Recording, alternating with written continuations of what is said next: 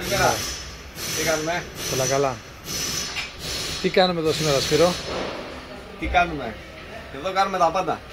Λοιπόν, έχουμε ένα κινητήρα από ένα Toyota Yaris, ένα ZR, είναι του 9 και μετά μοντέλο, είναι από τα καινούρια, με τις διπλές βαλβίδες στους κυκλοφόρους. Είναι ένα από τα αυτοκίνητα τα οποία καίνε λάδια.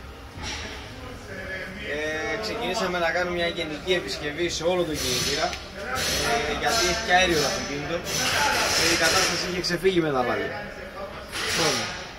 Έχουμε ξεκινήσει, στήσαμε το κινητήρα, το στείλαμε στο ρεκτιφιέ και φτιάξαμε την κυλίδροκεφαλή, το καπάκι δηλαδή, το κάναμε όλα αερίου, βαλβίδες, οδηγούς, έδρες, ό,τι έγινε να είναι για αέριο, για να μην ξαναπάθει ποτέ τίποτα το αυτοκίνητο. Και κάτω μετά προχωρήσαμε στον κορμό. Ο κορμός πήγε για πλανιάρισμα και για γυάλισμα στους κυλίδρους. Τα συγκεκριμένα αυτοκίνητα είχαν ένα θέμα με τα έμβολα. Τα έμβολα τους είχαν πολύ ψηλό λατήριο λαδιού.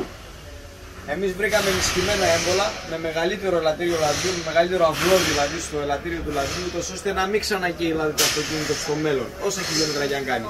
Είναι ενισχυμένα τα εμβολάκια του. Έγινε όλη αυτή η διαδικασία, αλλά χτήκαν όλα τα μέταλλα στο στρόφαλο, στις βγέλες παντού. Οι λίστρες, καδένες, τα πάντα. Μια πλήρης γενική επισκευή για να είναι με 0 χιλιόμετρα το αυτοκίνητο. Θα έχουμε ένα πολύ καλό αποτέλεσμα. Οστήρια, βλέπω όλα καινούρια. Οστήρια τα πάντα, ναι, καινούρια οστήρια, καινούρια όλα. Λίστρες, καδένες, τον τεντοτήρα.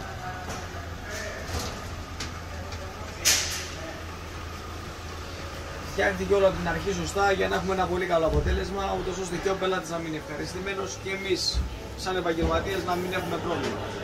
Για να είναι σωστό, να μην ξαναγγεί λάδια. Σήμερα πιστεύεις ότι θα είναι έτοιμο?